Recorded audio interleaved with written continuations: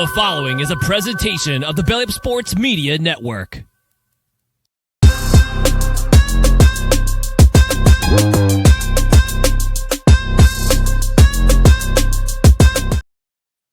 Welcome into an all-new edition of the Belly Up Fantasy Live football show on the Belly Up Sports Network. It is time for another week of fantasy football talk. And in order to do that, we've got to bring on some experts. Hey, friends, I'm Vince Stover, host of the Sports Stove Football Show, and I'm just here to tag along. But I got some friends with me today. From what his wife says, the ultimate tight end. Kevin Wilson joins us here from the Belly Up Sports Network. He is the senior writer, fantasy sports at bellyupsports.com. Hey, Kev, how you doing? I'm doing great, Vince. It's been a great day. So I'm just enjoying it. I'm ready to discuss some fantasy football. And so let's get it going. Let's get it going. All right. Well, we can't just do it the two of us because, well, that's not how we do it here. So let's bring in guest number 3, expert number 2, the one and only Brian Germinaro, who is world famous now, writing for NHL teams all over the league. But tonight he takes time out of his busy celebrity schedule to be with us. Brian, how you doing, man? I'm doing well. This is the only area I could be called an expert in. Everything else, it's not so much. Well, listen, I'm excited to have you guys back. As always, you guys will be with us all season long. And, we're just getting into this, with the draft season is upon us. The heavy redraft leagues will be going here in the next month.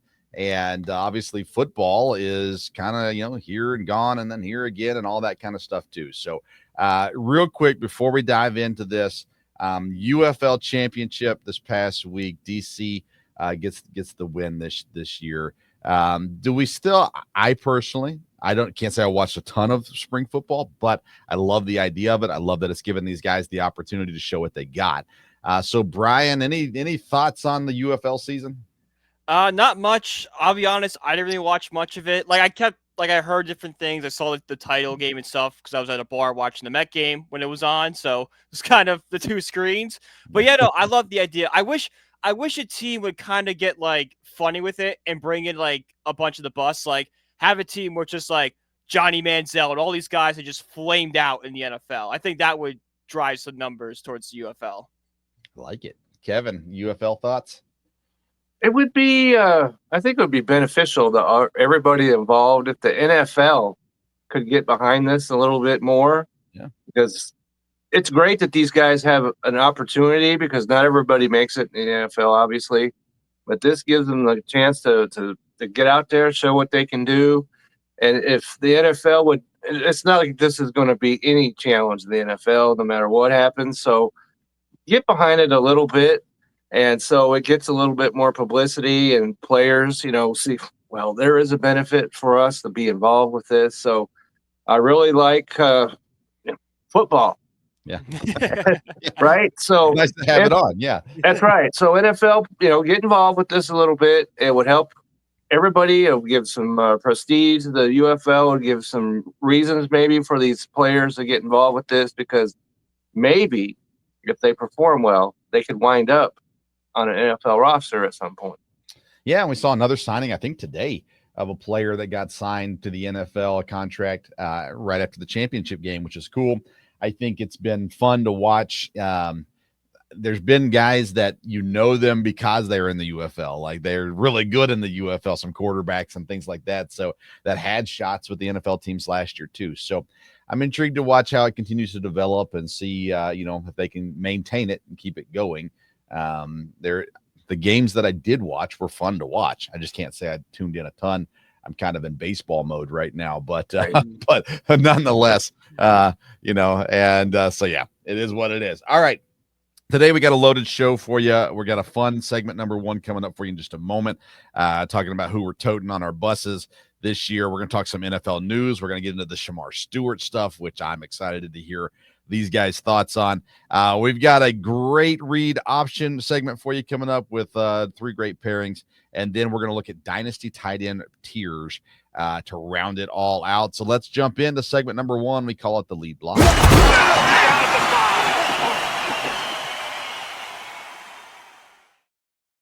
All right, gentlemen, I hope you got your CDL licenses this week because you're driving buses. What we're doing this week, we're picking 4 players that fantasy-wise that you're toting, that you send. These guys, I'm on board with these guys, and I'm going to carry them all the way because I got these.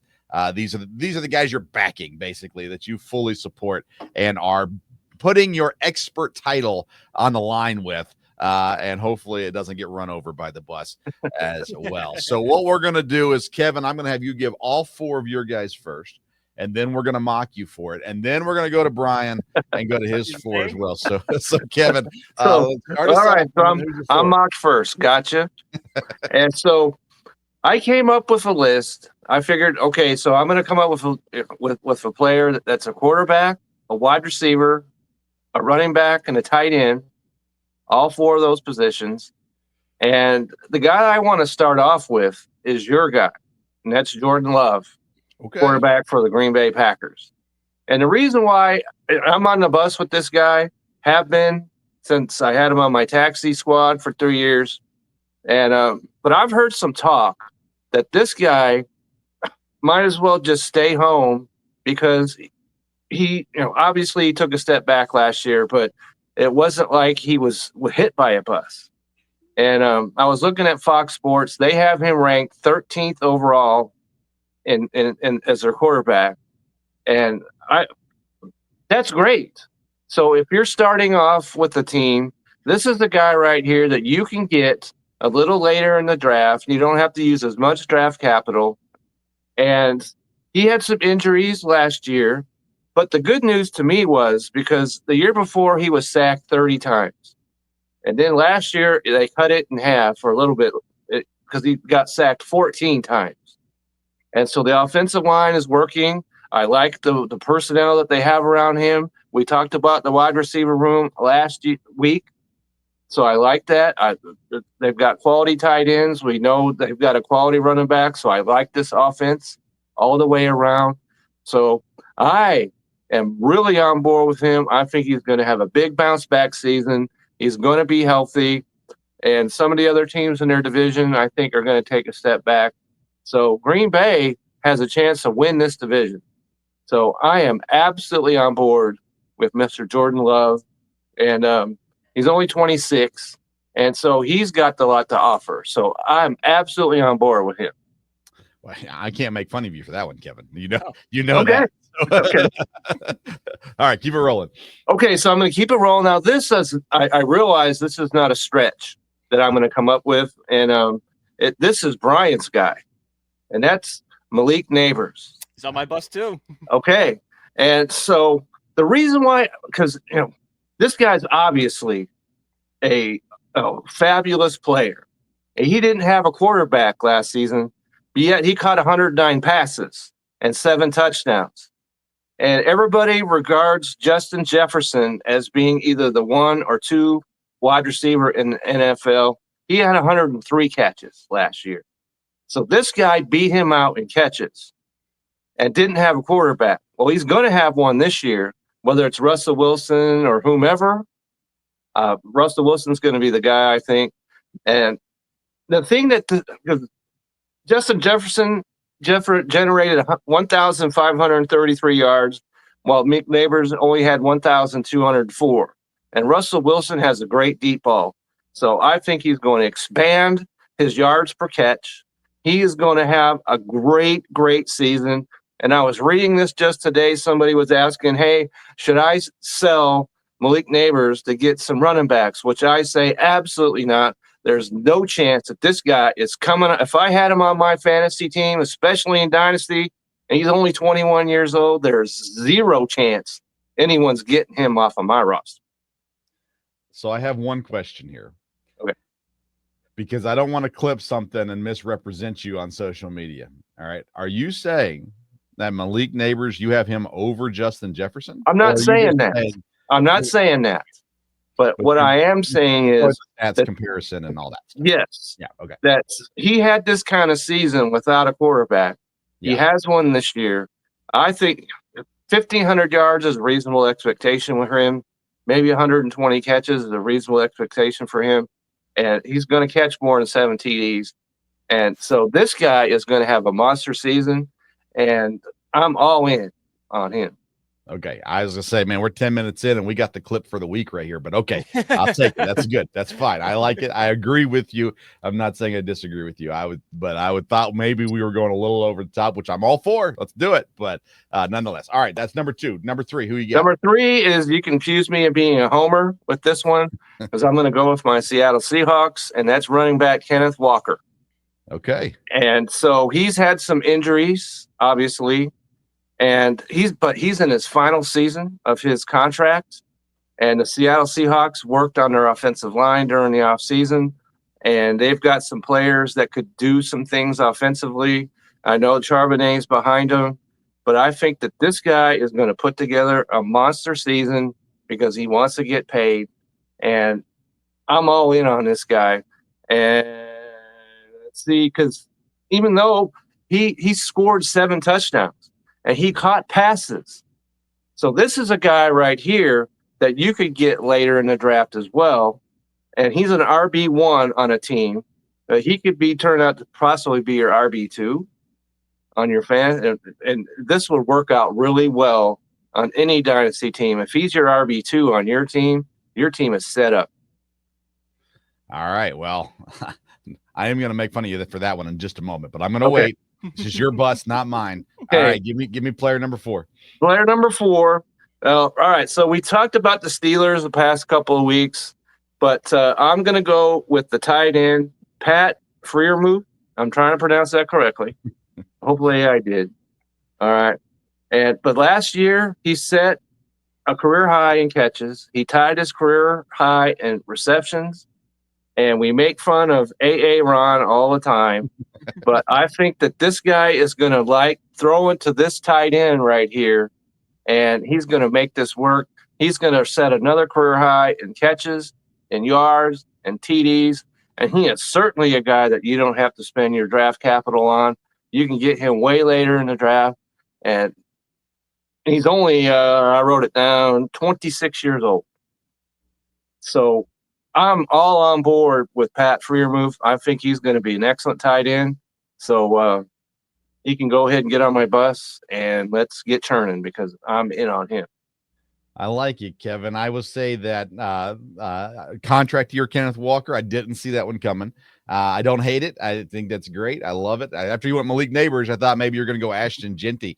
So I appreciate you going Kenny Walker in that one. And I just think back to our running back conversation, and you just trashing on Jacobs for the Packers, and now you're right. You got Kenneth Walker on. I never trashed on Jacobs. Okay, we're gonna roll the tape. We're gonna roll. We can roll the tape back all the way to the beginning. I never trashed on Jacobs. I like him. I know. I know, Kevin. All right. So if you're wondering about that conversation, go back and listen to last week's show. Was that last week's show? Yes, I think so. Yes. Yeah. Yes. So go back and check that one out, as we did have a conversation about Josh Jacobs. And that's my only comment on that one, Kevin. I like it. Brian, you any comments on Kevin's bus? No, I really like it. Those are guys I definitely thought about. I mean, we nailed it with the Malik Neighbors one. We're both in lockstep there. I mean, I'll talk about Malik Neighbors in a minute, but he might be my favorite player in Dynasty. That could be Homer. That could be Homerism, but he's definitely up there for me. I'm Homer. There's Seahawks right there. Yeah, so see? there you go. This Giants poster right there. Okay, we're good. All right, Brian, let's go with your 4. Who you got on your bus? All right, so similar to Kevin, I took this as, quarterback, running back, wide receiver, tight end. I basically did it with, if I was going to be in a dynasty draft tomorrow, what player would I want to take at each position? Like if I walk with this player, my lineup's set. So at quarterback, give me Drake May doing the Patriots. We've talked a lot about the Patriots and May on this show. Yes, Josh McDaniels going for him, which is, we've seen not a great head coach, but a great offensive coordinator, as we see for his time in New England over the years. Got Vrabel coming in to build a good culture, a better offensive line with Will Campbell, and better. Well, they signed an offensive lineman whose name's slipping me right now, but they also brought in Stephon Diggs. They whole revamped the offense. And a big thing everyone kind of forgets about Drake May is he has a little bit of rushing upside. Like he was a 9th quarterback in rushing yards last year, 7.8 yards per attempt. So he's not just a guy that can, get you points with his arms. And we've seen in the past, the Patriots do have design runs when they had a guy like Cam Newton. They could, do quarterback design runs. He might get you, a few points on the ground. So his age and all that makes you want to, make me my franchise quarterback in Dynasty. I like that one. I admit I'm still lower on May than a lot of people. I don't hate him. I don't dislike him. I think in Dynasty it makes sense for sure. But yeah, I got no major on the start. All right, let's go number 2. Who you got? Number 2 is my running back. I have Alvin Kamara. The one guy that kind of bucks the trend is he is a little older. I believe he's 28 years old, 29 around there. But he is still producing at his, older age for running backs. He finished his RB3 in points per game last year, led all running backs in targets, was 12 attempts shy of his career high last year. And he's been top 10 in receptions and for running backs and receiving yards since 2017. Doesn't have a lot of competition for him outside of the third round pick they drafted last year. Devin we talked Neal. about on last week's show. Yeah. He's kind of the one guy, but he seems to be more of a change of pace back. And when Kellen Moore's, run heavy offense, we saw what we did with Saquon Barkley last year. This is a guy that I think is going to be a top 5, definitely top 10 running back for at least the next 3 seasons. So you take him, you have him be your big point getter early on, then you kind of develop a running back behind him. So that's why I have Kamara too. All right, that one I was not expecting to hear on this one. So we'll type more comments on that in a moment. Yeah. Wide receiver, I guess, is next. Yes, wide receiver is Malik Neighbors. Not going to spend a ton of time with him. We did a lot of time with Kevin. But I will say, along with Russell Wilson, Brian Daboll's been wanting to push the ball downfield for years. That was a big thing he had in Buffalo, and he just wasn't able to with Daniel Jones. Daniel Jones just didn't have the deep ball to do it. Now that he has Russell Wilson, who can throw the ball deep, they're going to be a lot more deep routes, and they don't have, another wide receiver that can compete with Malik Neighbors. They got a lot of interesting pieces. I like Wan'Dale Robinson perfectly, but he's more of a slot guy. Darius Slayton is more of a safety net, not a fantasy impact guy. And Jalen Hyatt, he's going to be a nice deep threat, but he's not going to, get the volume for fantasy. So I think Neighbors is going to have a lot of receptions, a lot of targets, and a lot of yards this year. If I was building my Dynasty roster tomorrow, I think Neighbors would be one of the few guys I would consider building my entire roster around. I would trade up. I would even consider him going 1-1 because of the age and the production he's had with bad talent and how bright the future is for him. Yeah, he's a dynamic player. It's hard to argue against him, especially in dynasty formats right now. What he did last year was incredible, and I think the Giants only get better, moving forward. So I'm with both of you guys on that one. All right, I'm interested. Who's your tight end? I have Trey McBride, finished as the tight end 2 last year, only 24 years old, and he finishes the tight end 2 with not scoring a touchdown till week 17. He had 1,146 yards, but only 2 touchdowns last year. And with him being kind of the second option in this Cardinals offense, which is going to have a better Marvin Harrison Jr., you expect more double teams on him and the coverage kind of being centering around him. That's going to leave McBride open for a lot of, more receptions, possibly more red zone targets, as he's kind of forgotten about. He's a guy that I expect to get more touchdowns, finish around the same in yards, and possibly jump Brock Bowers for tight end 1 if everything goes right. Yeah, you look at the Cardinals, they've got something at every level, right? Yeah. Kyler Murray, is he elite? No, but he's good. He gives you some athleticism along with throwing the football. Connor's a good running back, solid fantasy running back. McBride at tight end and Harrison at receiver. I like having when you have that many options. I like that, especially for your tight end there as well. Kevin, thoughts on the 4 guys on the bus with Brian Germinaro? Well, I could climb on board on all those picks. The only question, because Alvin Kamara, that offense scares me. They don't have a quarterback, but every time you try and count out Alvin Kamara, he steps right up. Exactly. That's what it's just consistency. And so in Dynasty, he takes a hit in Dynasty, no question. But if I could take him a little bit later, I suspect someone might step up and get him before I'd be willing to do it. But if he was sitting there and I could get him at a reasonable price, because this guy can catch the football, he can run the football, he can do whatever you need to. And as far as the other ones, I already talked about Neighbors. Couldn't be on board with that anymore if I tried. And McBride is the guy that, because we're going to talk about tight ends, but he's number 2 on my tight ends list. And as you say, he only scored 1 touchdown. There's no chance that's happening this year. No chance. And Drake May is a guy who, in Dynasty, he's a young guy. They're building that team. So there's going to be a lot of potential there. And once again, a guy that you can probably get a little bit later if you want to do that. So all these guys are solid in my book. I like it. All right, let me throw you 4 guys. I won't go in as much detail as you guys did, and then we'll get your reactions on them. Quarterback, I'm going Trevor Lawrence from the Jacksonville Jaguars. I like the offensive system that he's in this year. I think you're going to see him more play like Jared Goff this year. That's how they're going to use him, with a little bit more athleticism than Jared Goff has. But I think he's going to be put in a situation to succeed this year, and I think he's finally going to take a step forward. And he's still nice and young as well into there. Running back Breece Hall. I cannot believe how much he's getting overlooked, how much even in the NFL circles, it's like, yeah, they're going to trade him. And I'm like, what are you doing? He's Breece Hall. So I got him on my bus with me as well. Wide receiver, I'm going to go Jalen Waddle in Miami. I think he officially steps into wide receiver 1 role in Miami this year, even though Tyreek's still there. He's got to stay healthy, obviously, but I think he takes another step forward this year. And then tight end, I got to throw a Packer in there, Tucker Kraft in Green Bay. There's so many offensive weapons in Green Bay, but the tight end is something that offense is just made for. And Kraft stepped up last year, won the starting role. And I think we're going to see a massive boost from him this year, especially when we're talking about touchdowns and big plays by a tight end. Tucker Kraft's the guy that can do those things as well. So we're all a little homer in this segment today. I feel like there's always a homerism in fantasy, though. I feel like it's always there.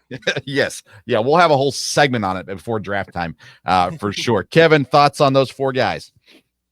Well, as far as Trevor Lawrence is concerned, I'm almost contractually obligated to like him, because at first he went to Clemson, which is the Tigers, and then he's a Jaguar. And the catch runs supreme here, but he's been misused. Hasn't been protected, and you would think that Eagles coach that won a Super Bowl could go down there and get more out of that guy than he did, but it didn't happen. So I'm glad they're doing a complete revamp down there. It's not a tough division, and this is it for Trevor Lawrence. If he can't put it together this year, then he's going to have to get not just in the back of the bus, he's going to have to exit it. So this is it for him. Tucker Kraft is a guy that I've liked, and he can, if you're going to go with Jordan Love, then you might as well take his tight end right along with him. So I'm all in on that. So your picks are solid to me. All right, Brian, what's your thoughts? No, I like your picks a lot. I especially like the Breece Hall pick. I think you're 100% right. He is a really good running back that's just not getting the respect he deserves anywhere. Fantasy, yeah. I mean, it is the New York Jets. Like, that does explain why they want to trade him. But you would think when you have a young running back like Hall, who could be like a center point in your offense, when you have kind of question marks at quarterback or an unproven quarterback in Justin Fields, you would want the big time running back, the bell cow back, to kind of, spark the offense a little bit and maybe make passing a little easier because they're more focused on defending the run. Yeah, and I hope he falls in drafts. I hope he's available a little later than normal, all that good stuff. Because honestly, we'll spend a show on each division and look at fantasy players from those divisions at some point. But I think Fields being there, the offense should be tailored in a way that makes sense to help even open the run game for Fields a little bit with read options and things like that too. And you need a solid, and they've got a good running back room, but man, I cannot believe you'd be wanting to get rid of Breece Hall. And if you're in fantasy, he's on my bus, man. I'm toting Breece Hall this year as a running back I'm targeting throughout drafts and everything like that. So, all right, that's our lead block. Fun segment there. Appreciate you guys and all your insights with those. And make sure you're on the Malik Neighbors train because Absolutely. The Belly Up Fantasy crew sure is. Yeah. All right, let's head into segment number 2. We call it the Cover 2.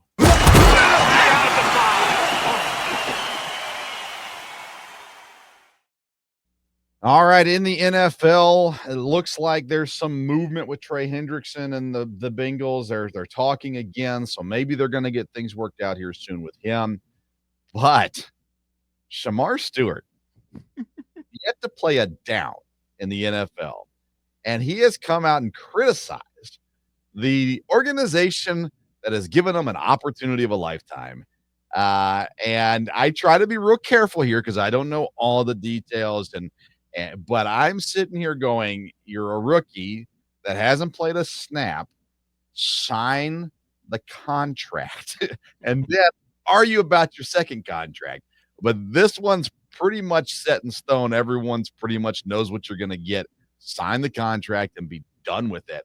I'm not as surprised that the holdout as I am of him being so vocal about his holdout with the organization. And Brian, I'm intrigued to get your thoughts because I'm an old fuddy-duddy. I'm the get off my yard guy, but you're a little younger, and I'm curious to know your thoughts on Shamar Stewart and where you stand with this.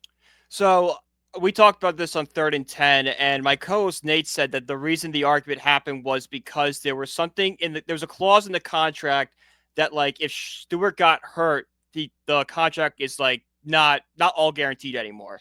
If that is true, I understand why he's holding out. That is, and like I heard try to sneak it in. If that's true, I get why he's holding out. And this is just another reason for why the Bengals are just such a horribly run organization.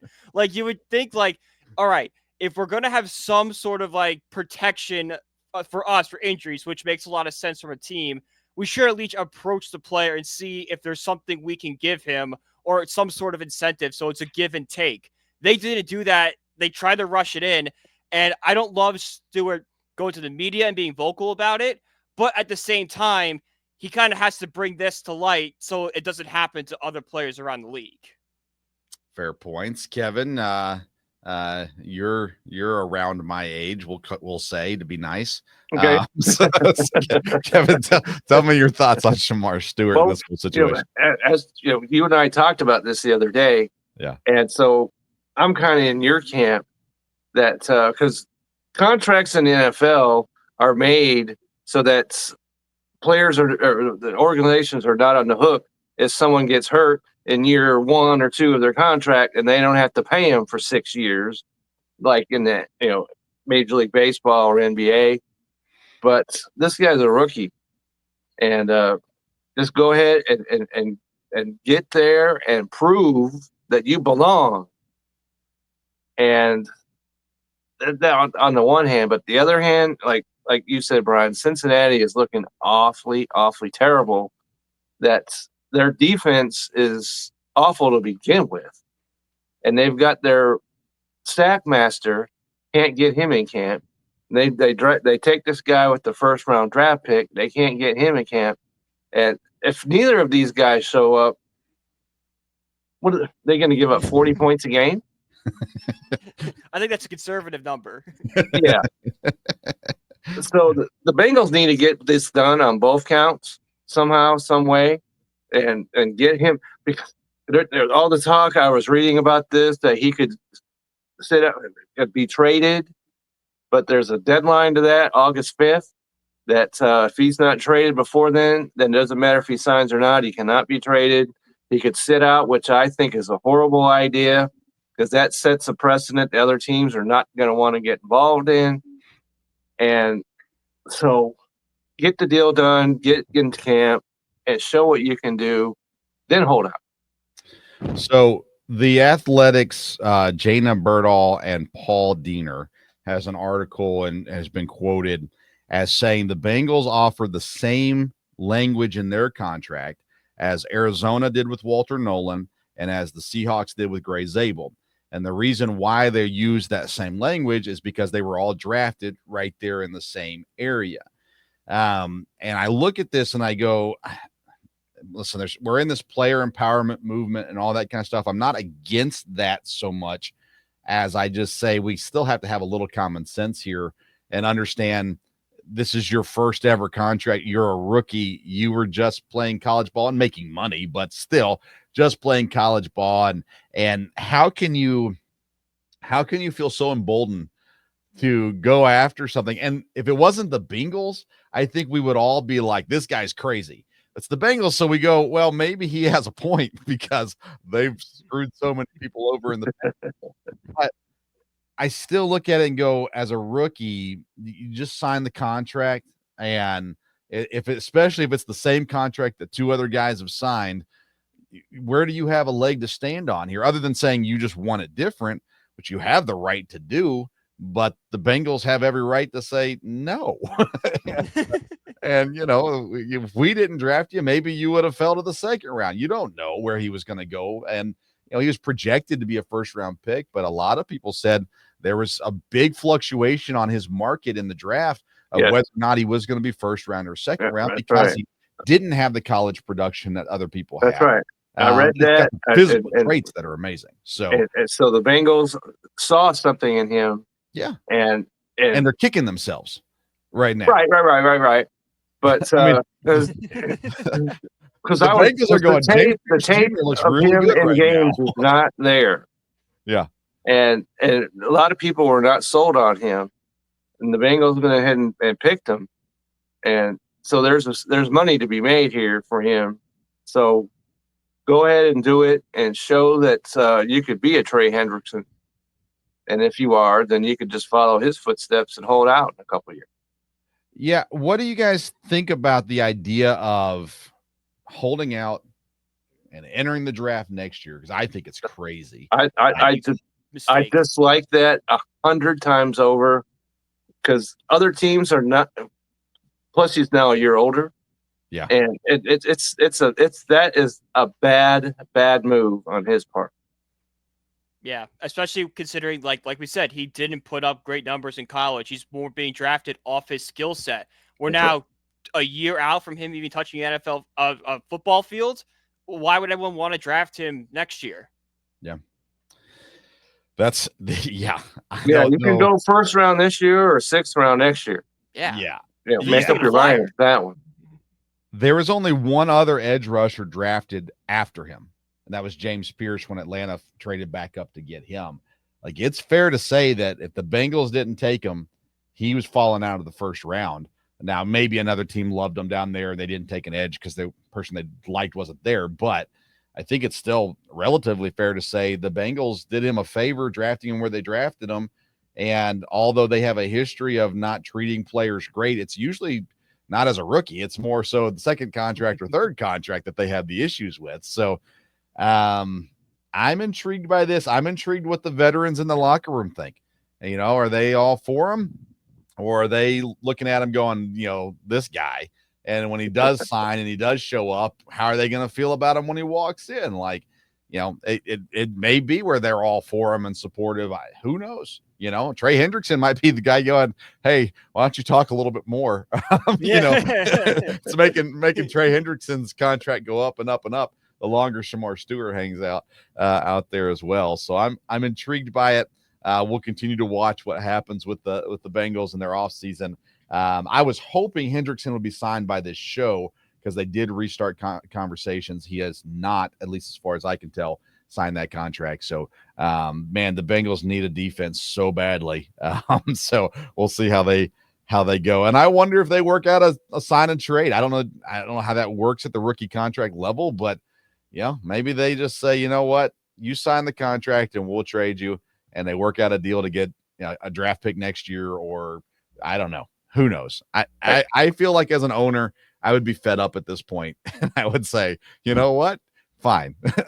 Kind of like we talked about on the show Sunday night, Kevin, with Aaron Savali saying, I want to trade, and then the Brewers sent him to the White Sox. Like, that was the most disrespectful thing I've ever seen in my life. Oh my God, that's so mean. So maybe that's what the Bengals do. I don't know. We'll see how it all shakes out. One thing I wanted to talk about last week, and we ran out of time, so I want to bring it up this week, is the conversation that comes up almost every year about veteran quarterbacks being mentors to the young guys. You got Joe Flacco in Cleveland is what brought up this conversation, and he's got 2 rookies on the roster, plus Pickett, who's only a couple years in now to the NFL as well. And the question, and I, again, as a Packer fan, I remember very clearly, Brett Favre was not a mentor to Aaron Rodgers. He was a friend, but he was not a mentor. And Aaron Rodgers, kind of the same way with Jordan Love. He was a friend to him. He wasn't mean to him, but he was a lot nicer to the third string guy than he was to Jordan Love. So, and Aaron Rodgers was in a different spot then than what Joe Flacco is at. Obviously now Joe Flacco could be bagging groceries right now, but he signed with the Browns. And I say that facetiously. Obviously he doesn't need to bag groceries, but he's elite. So Joe Flacco, how do you feel about that? Do you think that at that age, at that point, that he should say, I'm still going to compete, but I'm willing to pour into these young guys? Or do you think it's fair to say they're all there competing against each other and let the quarterback coach mentor these guys? Brian, what's your thoughts? I definitely think for someone in Joe Flacco's position, being a mentor is kind of the way to go. Because like you said, without that, mentorship gene or being able to mentor young guys, he's a free agent. He's probably forced to retire by now. So for quarterbacks like Joe Flacco, or, we saw with Eli Manning towards the end of his career, we saw with Peyton Manning with Brock Osweiler for a little bit. It's smart to bring in the young quarterback to be around the older veteran, to see just how to maybe adapt to NFL life. What's the NFL offense? What should I look for when I'm trying to read? Those little insights you may not be able to get from a coach, someone that's, in the moment, or, hey, I played, Denver last year. Watch out for this. Those little insights can get you that next step you need to be a good quarterback. I like it. Kevin? Well, I think a lot of it depends on the quarterback that we're speaking about. And because there are some guys like Aaron Rodgers, the way he is and the standoffish that he is that really the guy that you want, showing you how to do things? Probably not. And Joe Flacco is a guy who's been around the block. As you mentioned, he could be, sitting at home, feet up as we speak. He knows that his time is short. So whatever he can do to solidify himself with that organization, I think helps him 100%. And so it depends on the guy. And I could see both of these ways. I could see where, well, if I'm mentoring, what do we need a quarterback coach for? So just whatever works, because the guy that's going to start, you've got to give him what he needs to be the starter. Yeah. And if being a mentor distracts him from that job, then that's not what you want. And you let the quarterback coach do that, and because the third string guys or whoever's number 2 is probably a veteran as well. Yeah. That guy probably could do it as easily as the first string guy. So, well, you go back on the situation in history. Doug Peterson was a backup for such a long time in Green Bay to Brett Favre, and he did get to start in Philadelphia and get his opportunity and stuff there too. But he was a guy that everyone kind of counted on in that role. You talk about the quarterback coach. I think it depends on your quarterback coach too, right? If your quarterback coach is a player that's now a coach, he can mentor because he can talk about professionalism. He can talk about things that he saw when he played, those kinds of things. If he's just a quarterback coach without NFL playing experience, he's going to teach them technique and those kinds of things, but you need a teammate to really mentor. And it doesn't have to be a quarterback, honestly, either. But at that level, it seems like quarterback's the best thing. Versus, on a defensive lineman can mentor a DB. An offensive lineman can mentor a tight end. But quarterback seems a little bit different as well, just with everything that goes into the planning and the preparation. And we saw it with Johnny Manziel, not watching video, and Kyler Murray even. Kyler Murray could have had a good mentor there. Changes everything for him. McNown was known as being a mentor, but he was a backup quarterback, So when you got a guy that's won a Super Bowl, been in a Super Bowl, those kinds of things. And I just feel like at Flacco's age and where he is in his career, he has to understand the only reason he's there is to help the young guys. And I mean, he might get to play and he may win out that job. Who knows? But ultimately, if Flacco starts week 1, he's probably not starting week 8 or week 9. So know your role, and maybe it's just the deal where in the media he's going to have fun with it, and he's going to, it's good to have your name in the headlines sometimes. And so maybe that's what it is too. But and for like Joe Flacco, like those 2 quarterbacks he's mentoring were probably like elementary school kids when he was in that Super Bowl. So there is like this, like, oh my God, this is Joe Flacco, a larger than life figure. Yeah, I'm going to listen to everything he says. They probably weren't cheering for Joe Flacco, though. Probably not. I know I wasn't. I wasn't cheering for Joe Flacco. I don't know anything about what Joe Flacco's aspirations are after football, but if he's going to be one of those guys that maybe wants to get into coaching, this is the time to establish that kind of link. So other guys are like, well, heck, he mentored these guys. There's, and everything, they were successful. They talked well about him. So then maybe someday he's the quarterback coach or the offensive coordinator or even better than that. So if he has any aspirations at all to do that, he can start demonstrating that right now. For sure. All right. That's it for cover 2 this week. Let's head into our read option, which is segment number 3.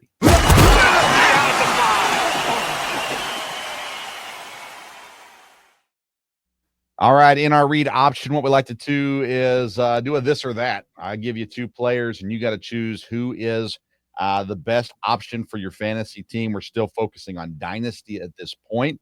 Last week, I kind of gave you some dud matchups, so I think this week's a little bit better. I'm interested to see where the conversation goes with these. So let's kick things off with some running backs, and 2 of the top running backs right now in Dynasty football. Bijan Robinson or Jahmyr Gibbs. Brian, why don't you start us off? So I did Bijan Robinson. Like this was a hard one. You're picking between 2 really good backs, but in my opinion, Robinson has more of a track on being a bell cow back throughout his entire career. Like Tyre Alexander's there for the Falcons. I like him. He's an interesting piece, but he's a change of pace back. He's not someone's gonna go out there and split time with Robinson.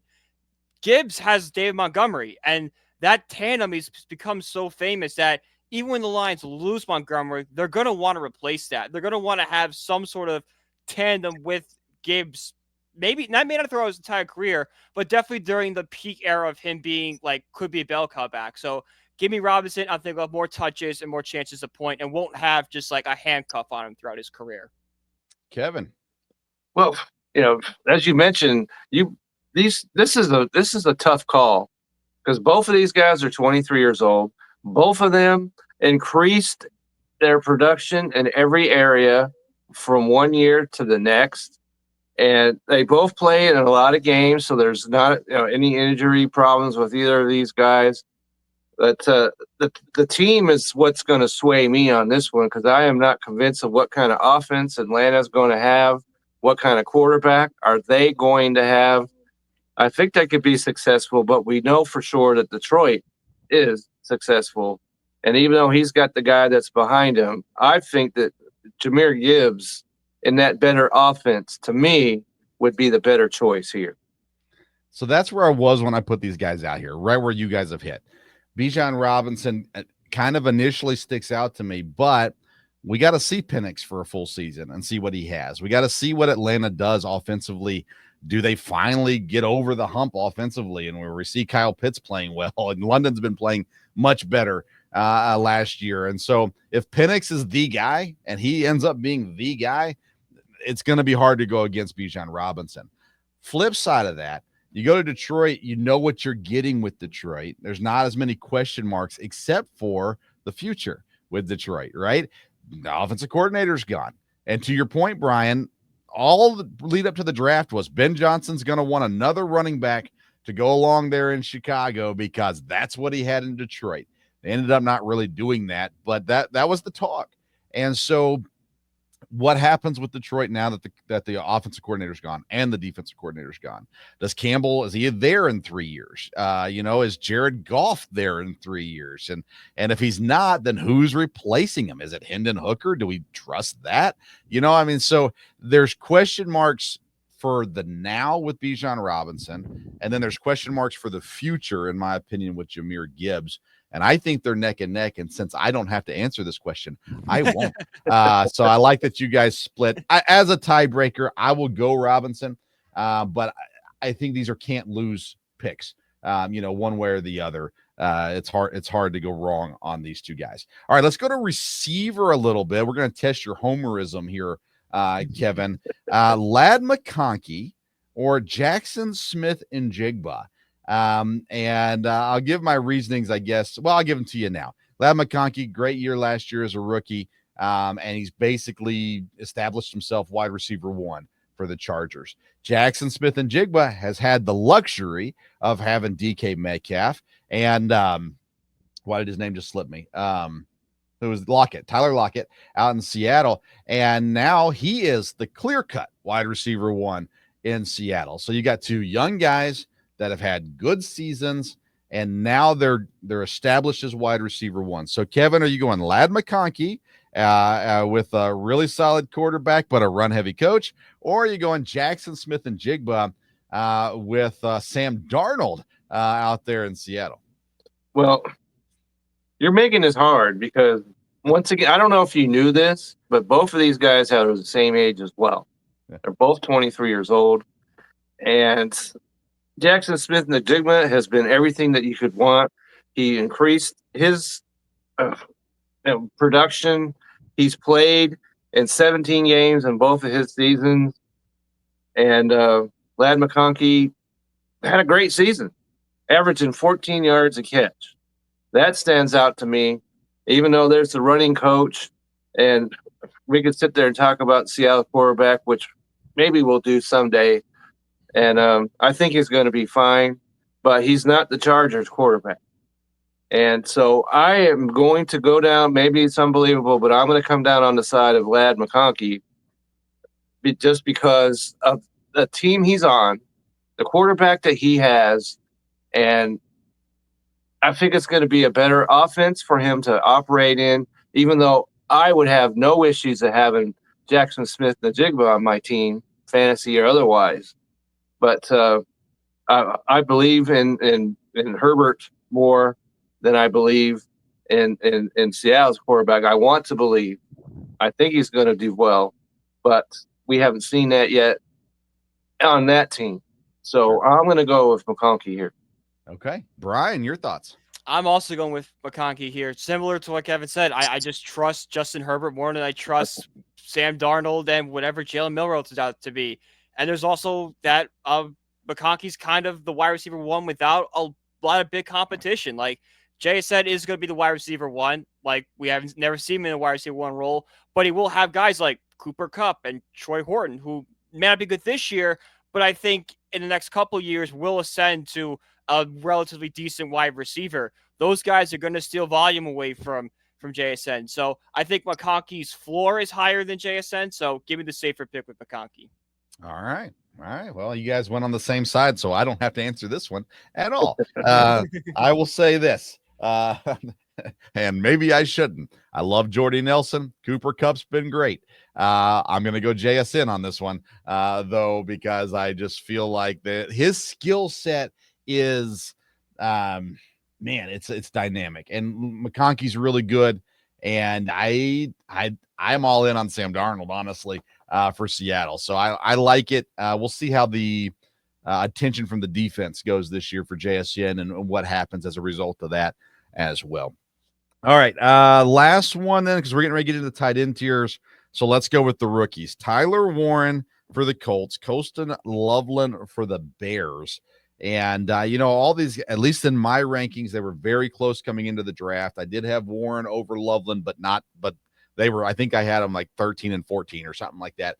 So they were right there together on my big board situation. They both have, the Bears have a young quarterback, and I love tight ends with young quarterbacks. The Colts have a quarterback, I think. And so, but they're going to need a tight end. Whoever it is that's throwing a football is going to have a tight end there to trust as well. So I like the spots for both of these guys and where they land. So Brian, we'll let you lead off here. Tyler Warren or Colston Loveland?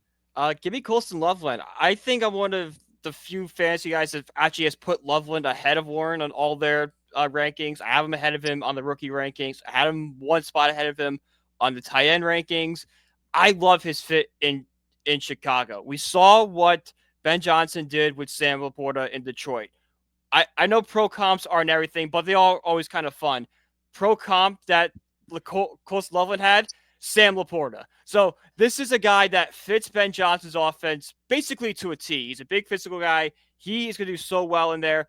And like you said, what is going to go on with Indy's quarterback situation? Is AR-15 even going to be healthy enough to play? Right. Is Daniel Jones going to find magic in a bottle? I doubt it after watching him for 4 years too many. I just don't trust Indy's offense, and I just love the fit that Loveland has with Ben Johnson. So give me Loveland. All right, Kevin Wilson, your thoughts. All right, so let me say right off the bat that because neither of these guys, to me, is a sure thing right now because of what Brian just said. On Loveland's side, first of all, he has to beat out Cole Kmet, which I think he will do, but that's not a given. And then he's got receivers that the Bears do that they're going to have to deal with. And so he is not guaranteed to be the number one tight end on that team, whereas Warren is going to be the number one tight end. And whoever's quarterbacking for them always likes a good tight end when they're in trouble to be able to dump the ball down low to.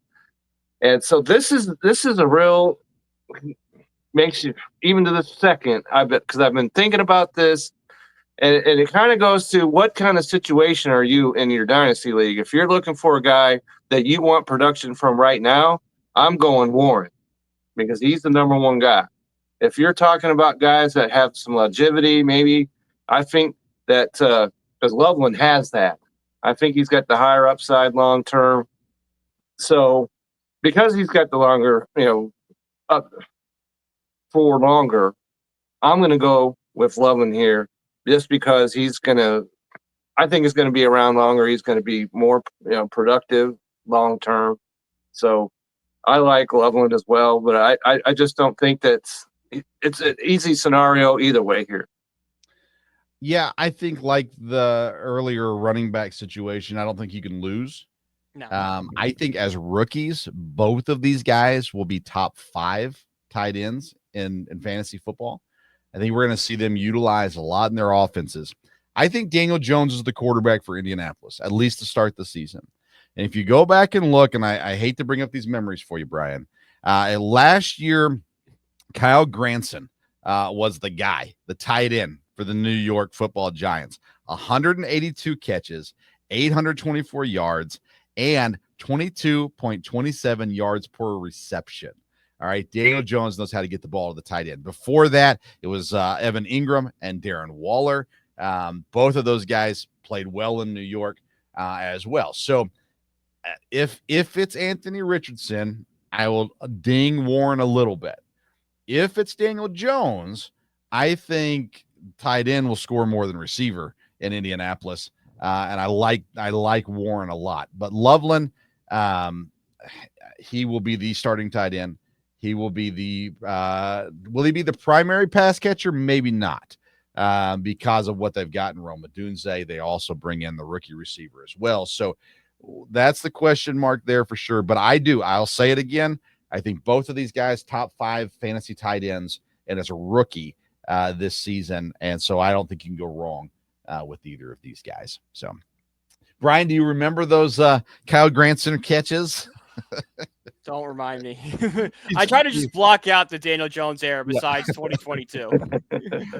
Danny Dimes. Dimes. Oh, what a horrible nickname. What a horrible nickname that I was screaming as a sophomore in high school. Gonna be our guy. No, he's not. Stop. Oh, I love it. All right, guys, that's the read option. I think much better options this week than last week. So we're making some improvements in this program. All right, let's head into our final segment. It's the Red Zone.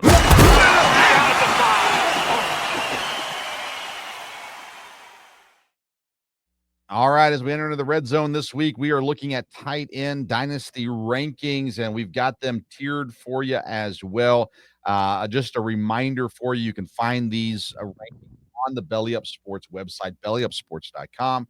Go to the football section and scroll. You will find them there. And Brian is there they are right there. Just so you know. Brian is nice and neat. He always has 5 in every tier. He's more disciplined than I could ever be in that situation. But guys, surprise, surprise, Brock Bowers is sitting at number 1 for both of you guys. You have the same top 3, just in a slightly different order. Kevin, you've got Brock Bowers, Trey McBride, Sam Laporta, and you've got Brian, Brock Bowers, Sam Laporta, Trey McBride. And I just want to go on record again and say, I begged the Packers to draft Sam Laporta. They ended up taking 2 tight ends in the draft. They're good tight ends, but I begged them to take Sam Laporta, and they did not listen. I will address that next month at the owners' meeting. But until then, I love me some Sam Laporta. And actually, I have a fantasy football name, the Laporta Potties, and I'm all in on Sam Laporta going forward. But guys, I don't know there's much to say, but Brock Bowers, Trey McBride, Sam Laporta in some order or another. Brian, lead us off with those top 3 guys.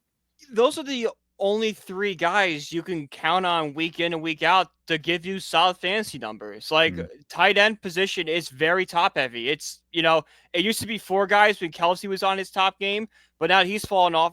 After those 3 are gone, you kind of want to wait and just kind of streamline it and go week to week with it.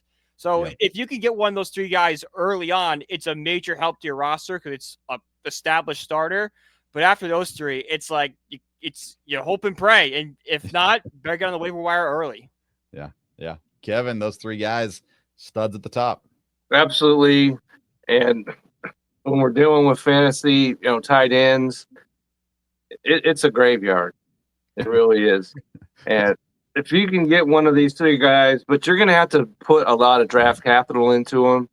And the first guy, of course, Bowers, I think is worth a top, maybe 3 draft pick. After that, you can probably get some receivers or running backs that will beat these other guys. But if you want to put a draft pick in these 3 guys are the only ones that you can count on week after week after week. And so these guys are clearly, and that's why I have these guys in 1 tier alone. The rest of them fall in after them. And I think we'll have an episode where we talk about draft strategies and things like that. And we'll get into your tight end strategies a little bit. Cause I know there's some people, I've always been heavy on go big on tight ends, at least get a top one. And then I like to have 2 on my rosters. It's kind of like my catcher strategies in baseball. And last year it flopped right in my face because Mark Andrews flopped, but nonetheless, it happens, right? It happens sometimes. You guys actually have the same players in your top 7, again, slightly different order, but it includes Tyler Warren, Colston Loveland, Dalton Kincaid, and TJ Hawkinson. And I will tell you, of those guys, I think Loveland, Warren, and Hawkinson, I'm all in on those guys as well at the right place in the drafts. But Dalton Kincaid, you've got him at 6, Kevin. Brian, you've got him at 7. For whatever reason, I'm scared of Dalton Kincaid, and I don't know why. I don't have a good reason for it, because I like Josh Allen. I like the Bills' offense, all that kind of stuff. But Kincaid scares me to death. Give me a reason to be confident in Dalton Kincaid, Brian. Well, last season he was playing hurt. He had I believe he had a torn PCL last season and played through it. He had a high, target rate. With him being fully healthy, those numbers should kind of return to what they once were. Kevin, your thoughts? Well, as I stated in here, that he was a massive disappointment finishing as the tight end 21 a year ago. But as Brian said, there was some injuries involved, and the wide receiver room for Buffalo is undefined. I guess that's about the best word I could use for that. And Josh Allen, we know he can throw the football, and I think he's going to – and Dalton Kincaid is going to be healthy this year. So I think he's going to bounce back and finish in the top 10 at least. And if he can do that, then because I got all kinds of negative comments that I had him this high in my rankings. I don't know about you, Brian, but because I went out there and put it out on Reddit, and you know how I am, I get torched on Reddit. And this is one of the guys that I got torched about. But given the position and the offense that he's in, I think that he's got a high ceiling. So if I'm looking at a high ceiling guy, I'm going to go that way, and he's that to me. All right. Let's jump down a little bit to some veterans. I want to talk about George Kittle and Mark Andrews. Kevin, you've got Kittle at 9, Andrews at 11. Brian, you've got Andrews at 9, Kittle at 10. These are guys that for the longest time, top level tight ends, guys you could count on. You knew what they were going to do for you. Andrews, like I said, last year was not, at least where I drafted him, was not a good value. And then Kittle, he's had different injury issues. He had a quarterback that was injured last year, all that kind of stuff too. So when you're looking at these veterans, and maybe you can even throw in Travis Kelce into this a little bit too, because he was a number 1 guy for a long time as well. So I'm curious your thought on these veteran guys. Kevin, we'll let you lead off on this one. Well, when it comes down to these guys, because I've got them all right here, all 3 guys that you just mentioned. And the reason why, because I have Mark Andrews at 11, is because he's got Lively behind him. Yeah. And I think that's going to continue to, unless something really, really changes, I think both of these guys are going to play. They're going to poach off of each other. Whereas Kittle, he is going to be the tight end 1 in San Francisco without doubt, unless he's hurt. And people are like, well, 49ers, why are you signing Brock Purdy to the contract? Well, because he can play quarterback.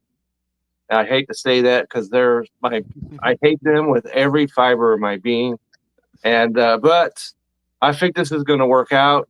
And Brock Purdy's still a young guy, so I think he's going to throw to George Kittle a lot. So that's why I have him in the position that he is, because he's going to be their number 1 tight end, whereas Mark Andrews is not.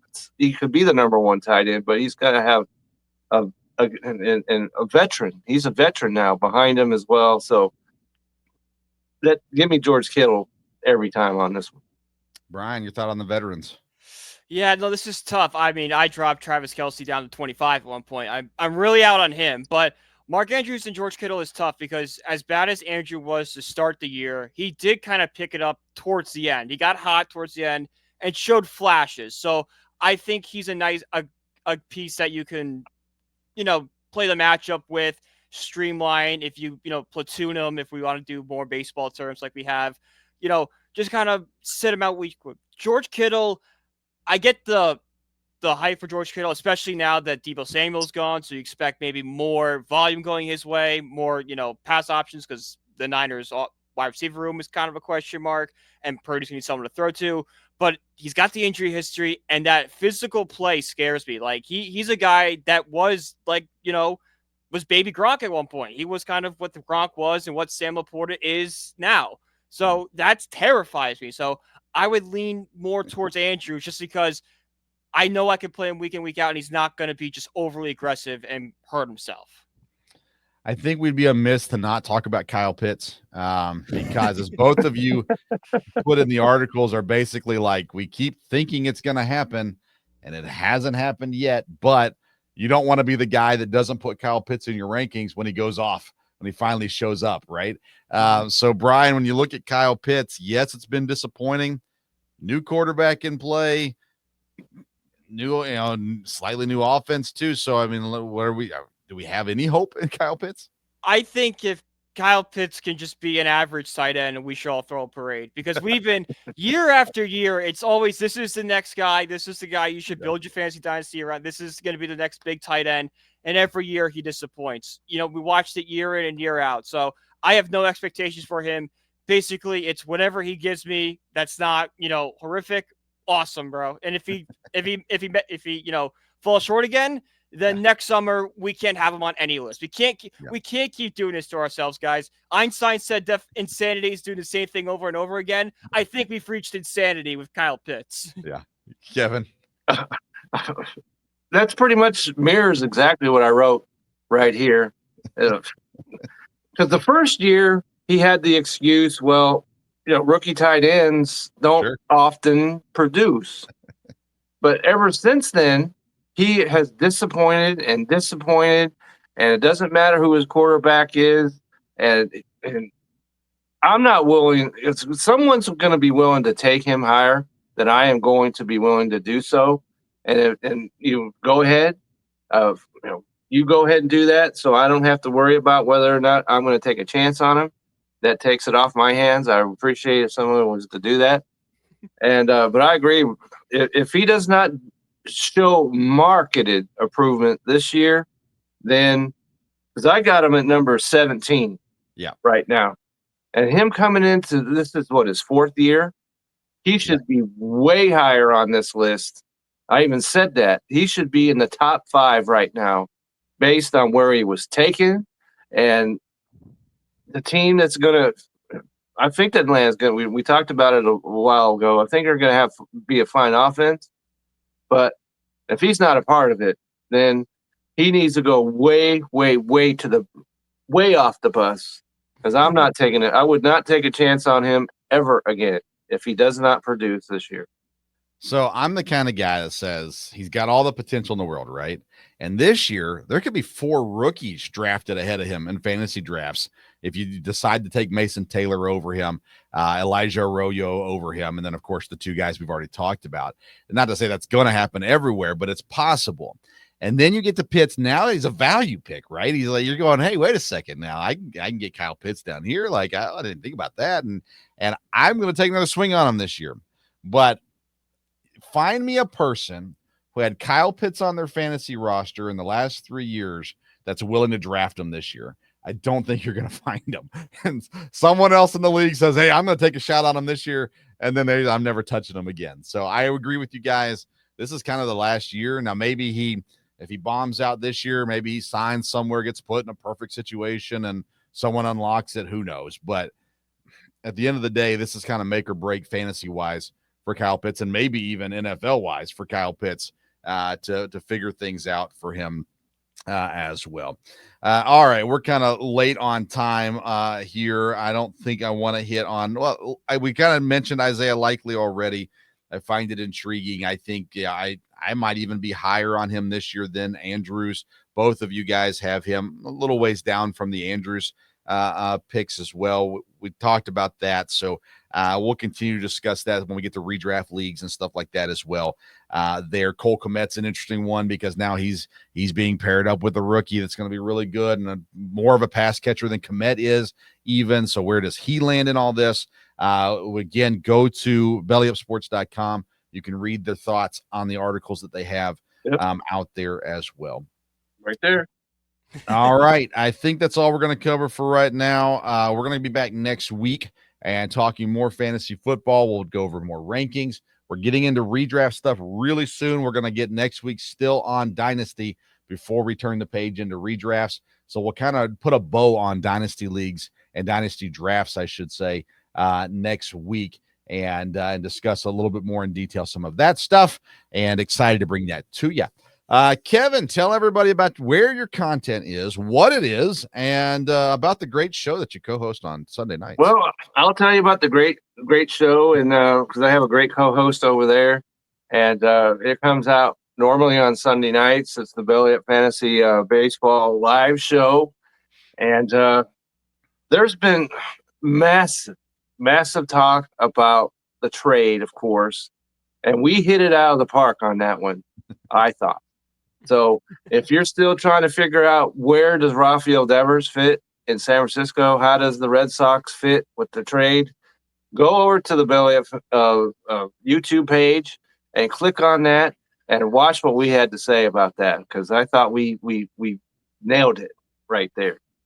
And last week we talked about some players that I mentioned Mr. Royals down there in Kansas City. Well, I wrote an article that expanded a little bit further about why I'm in on him. So that's out there.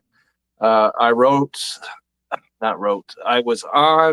produced my MVP series, which I do every week, that I had my MVPs pitching and hitting, so that's on there. No credentials required. I don't co-host.